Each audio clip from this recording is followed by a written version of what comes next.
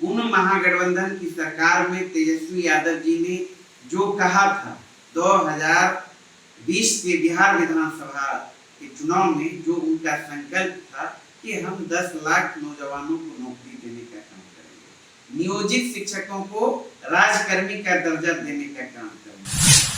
महागठबंधन की सरकार में कैबिनेट ने फैसला किया, हमारा नेता का जो प्रण था तेजस्वी यादव जी का, राजकर्मी का दर्जा मिला। 4 लाख से अधिक शिक्षकों को एक मामूली एग्जाम देने के बाद उन्हें राजकर्मी का दर्जा मिलेगा। तो राष्ट्रीय जनता दल सामाजिक न्याय की पार्टी है और वहीं हमारे नेता A to Z की बात करते हैं।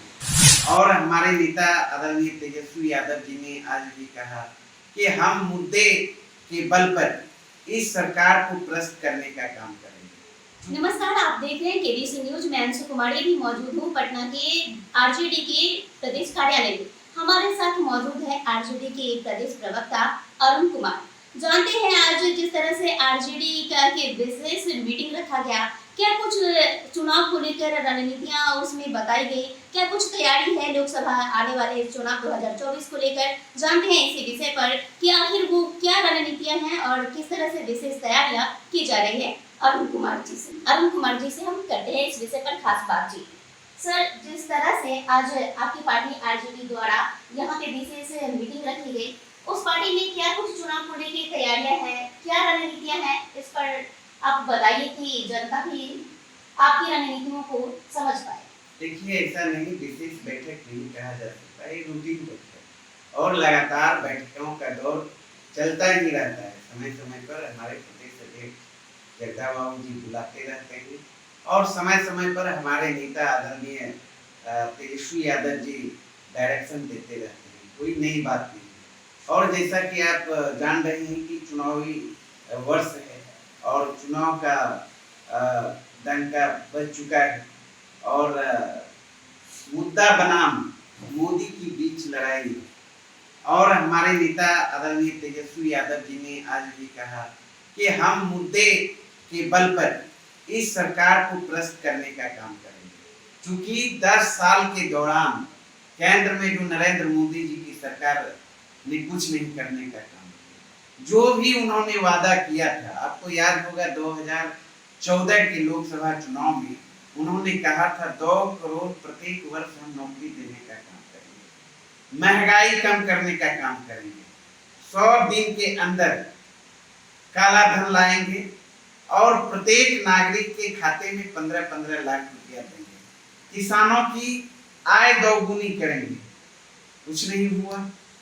यहाँ पे मैं आपको रोकना चाहती हूँ सर, जिस तरह से आप आरोप प्रत्यारोप लगा रहे हैं, लेकिन ये तो चंद मिनटों की वही कहानी हो गई। कल ही बहुत सारे आपके अल्पसंख्यक जो आपके सदस्य रह चुके पार्टी के, वो तो जदयू का दामन थाम लिए। इस पर आप अगर ये जो बयानबाजी और आरोप प्रत्यारोप का दौर है, तो इसमें क्या कहेंगे? ये तो आपकी पार्टी के लिए बहुत घाटे का कह सकते हैं कि नुकसानदायक भी ये सौदा रहा।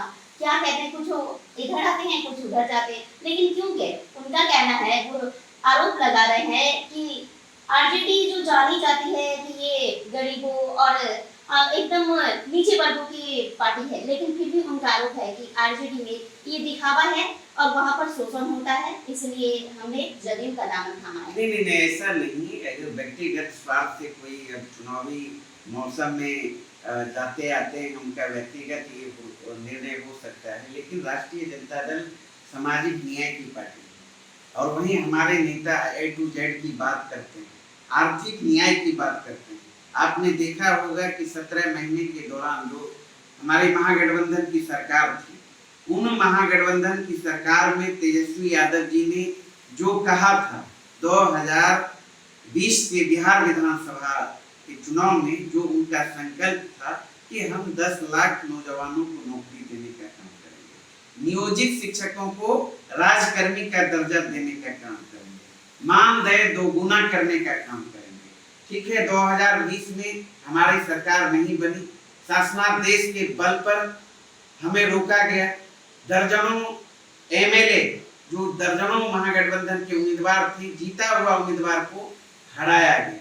उसके बावजूद आपने देखा 2009 अगस्त को 2022 को एनडीए छोड़कर नीतीश जी महागठबंधन में शामिल हुए और शामिल होने के बाद जब हमारी सरकार बनी, उस सरकार में हमारे नेता तेजस्वी जी डिप्टी सीएम हुए, तो आपने देखा 17 महीने में 5 लाख नौकरी देने का काम किया हमारे नेता ने। और सिर्फ मैं सुन लीजिए ना, सिर्फ 2,17,000 शिक्षा विभाग में शिक्षकों की नौकरी देने का काम किया।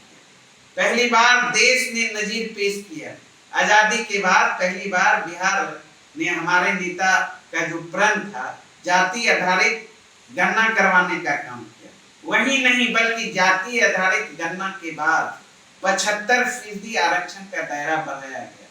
जो भारतीय जनता पार्टी कहते थे, जब डिप्टी सीएम सुशील कुमार मोदी जी थे, 4 लाख से अधिक जो नियोजित शिक्षक थे, उनका 2006 से डिमांड था कि हमें राजकर्मी का दर्जा मिले, लेकिन भारतीय जनता पार्टी के लोग कहते थे कि भगवान भी जमीन पर आ जाएंगे लेकिन नियोजित शिक्षकों को राजकर्मी का दर्जा नहीं मिलेगा। आपने देखा महागठबंधन की सरकार में कैबिनेट ने फैसला किया, हमारा नेता का जो प्रण था तेजस्वी यादव जी का, राजकर्मी का दर्जा मिला। 4 लाख से अधिक शिक्षकों को एक मामूली एग्जाम देने के बाद उन्हें राजकर्मी का दर्जा मिलेगा। मानदेय 2 गुना करने का काम किया। आपने देखा स्वास्थ्य की जो व्यवस्था थी पूरी लचर हो गई थी और कह सकते हैं 17 साल से यहाँ एनडीए की सरकार थी और 4 से अधिक सिर्फ भारतीय जनता पार्टी के कोटे के मिनिस्टर हुए, स्वास्थ्य मंत्री। क्या हाल था स्वास्थ्य विभाग का। और हमारे नेता तेजस्वी यादव जी ने मिशन 60 के तहत, मिशन परिवर्तन के तहत पूरे प्रदेश में स्वास्थ्य व्यवस्था में आमूलचूल परिवर्तन लाने का काम किया। अनेकों काम अभी 17 साल बनाम 17 महीने की बीच लड़ाई है और जो सत्ता पक्ष है उनको जवाब देना चाहिए, हिसाब देना चाहिए, वो दे नहीं पा रहे हैं। वहीं भारतीय जनता पार्टी भी हिसाब नहीं दे पा रहे हैं। आपने देखा होगा जमुई में नरेंद्र मोदी जी का सभा था, चुनावी सभा, उसके बाद नवादा में सभा था, दूसरी सभा। हमारे नेता आदरणीय तेजस्वी यादव जी ने 10 सवाल किए, प्रथम दिन भी और दूसरे दिन भी 10 सवाल, लेकिन एक भी सवालों का जवाब देने का काम नहीं किया। उनके पास कुछ है ही नहीं और पूरे देश में घूम घूम कर, गला फाड़ फाड़ कर हमारे आदरणीय प्रधानमंत्री जी परिवारवाद और वंशवाद पर बोलते थे। आपने देखा जब हमारे नेता ने, तेजस्वी जी ने एनडीए का परिवारवाद और वंशवाद का सूची जारी किया तो जमुई में वंशवाद और परिवारवाद पर बोलने से प्रधानमंत्री जी शर्माए, नहीं बोल पाए। कैसे बोलते, किनके प्रचार में गए थे? रामविलास जी के लड़के, रामविलास जी के दामाद वहां से चुनाव लड़ रहे थे, चिराग जी के साले लड़ रहे थे। सब के सब परिवारवाद और परिवारवादी पार्टी से जुड़े लोगों को मैदान में उतारा है। 13 से अधिक उम्मीदवार पूरे बिहार में एनडीए ने देने का काम किया। प्रथम चरण में 4 सीटों पर चुनाव हो रहा है। चारों जगह एनडीए ने राजनीतिक घराने के व्यक्ति को टिकट देने का काम किया। पटना से ले जाकर नवादा में आपको पता होगा सीपी ठाकुर के लड़के को, विवेक ठाकुर को लड़ाने का काम किया। जमुई में जान ही रहे हैं, श्रद्धेय रामविलास जी के दामाद वहां से चुनाव लड़ रहे हैं। औरंगाबाद में भी वही है। तो सारे के सारे राजनीतिक घराने के व्यक्तियों को उम्मीदवार बनाने का काम किए। उसके बाद परिवारवाद पे दिन रात भाषण देंगे, दूसरी तरफ भ्रष्टाचार पे भी।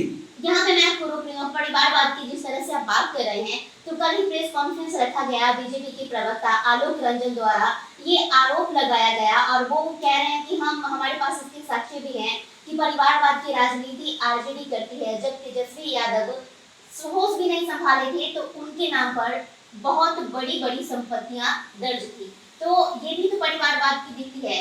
और परिवारवाद की हर वो कहते हैं कि जितने भी इनके सदस्य हैं सभी के नाम पर बड़ी बड़ी संपत्तियां दर्ज है, तो परिवारवाद की राजनीति आरजेडी का पुराना रिकॉर्ड रहा है और वो परिवारवाद की ही राजनीति करते हैं। नहीं, वही तो भारतीय जनता पार्टी के पास कोई मुद्दा नहीं। रिकॉर्ड है लोकसभा के अंदर 25% सांसद जो जीत के गए हैं, अभी वर्तमान में सांसद हैं, सबके सब भारतीय जनता पार्टी के राजनीतिक घराने से हैं। यही हम 1 दर्जन गिना देंगे। डिप्टी सीएम सम्राट चौधरी जी कहां से आए हैं? रविशंकर प्रसाद जी कहां से आए हैं? विवेक ठाकुर, नितिन नवीन, संजय जायसवाल जी, ऐसे दर्जनों हैं। लेकिन भारतीय जनता पार्टी को बोलना चाहिए ना। आपने देखा चुनावी चंदा के नाम से कितना बड़ा घोटाला करने का काम किया, किस तरीके से भारतीय जनता पार्टी ने जो है चंदा दो धंधा लो, एक से एक घोटाला करने का काम किया। लेकिन ये सब एन कैन प्रकारन भरमाने की राजनीति, बहकाने की राजनीति करेंगे। लेकिन 10 साल में उन्होंने क्या किया, उनका जो प्रण था, उनका जो संकल्प था, उन्होंने जो घोषणा किया था, उस पर बात नहीं करेंगे। लेकिन हम लोग तो मुद्दे की बात करते हैं। और पहली बार तेजस्वी यादव जी ने 2020 के बिहार विधानसभा चुनाव में एनडीए को मुद्दे की राजनीति पर लाने का काम किया। और आज भी हमारे नेता तेजस्वी यादव जी मुद्दे की बात करते हैं, गरीबी की बात करते हैं, महंगाई की बात करते हैं, बेरोजगारी की बात करते हैं, भुखमरी की बात करते हैं। लेकिन वही भारतीय जनता पार्टी भटकाने की राजनीति कर रही है, बहकाने की राजनीति करती है, भ्रम फैलाने की राजनीति करते हैं, नफरत बोने की राजनीति करते हैं। इसी तरह की तो क्या लगता है आपको, भ्रमित करके आपके पार्टी के कई विधायकों को अपने दल में शामिल करने का काम जदयू द्वारा किया गया है? वो जो शामिल हुए तो उसमें क्या लगता है कि कहां जदयू में भगदड़ मचा हुआ है? अब तो आपका सवाल ही जदयू में तो नहीं, जदयू में भगदड़ मचा हुआ है। दर्जनों भगदड़, वहां विश्वास ही नहीं रहा और विश्वसनीय चेहरा मानिए हमारे मुख्यमंत्री जी हो गए। तो इसी बात को लेकर आज कहीं ये आपका जो बैठक रखा गया, इसमें कुछ खास तो कहीं इसी नहीं, ये तो रूटीन बैठक थी, ऐसा नहीं लगातार चलता रहता है। ऐसा कहीं लगातार ये मास पार्टी है और संगठन की पार्टी है, बराबर चलते रहता है। तो विशेषज्ञों का कहना है कि जिस तरह से आपकी पार्टी के जो सदस्य हैं, कई विधायक छोड़ के जैसे बीजेपी का दामन थाम रहे हैं या आरजेडी, आप बताइए तो जदयू का दामन नहीं सर, तो इसी विधायक की मैं बात कर रहा हूँ। सारे के सारे एमएलए, कई दर्जनों में नाम गिना दूंगा। तो बीजेपी और जदयू में भगदड़ मचा हुआ है। सिटिंग एमपी छेदी पासवान, सुन लीजिए, अजय निषाद भारतीय जनता पार्टी के सांसद हैं, उन्होंने त्याग पत्र दे दिया बीजेपी से। कई ऐसे भारतीय जनता पार्टी के नेता, अभी देखिए ना, जदयू से अभय कुशवाहा जी, बीमा भारती जी, फातिमी शहर, कई ऐसे दर्जनों नेता हैं।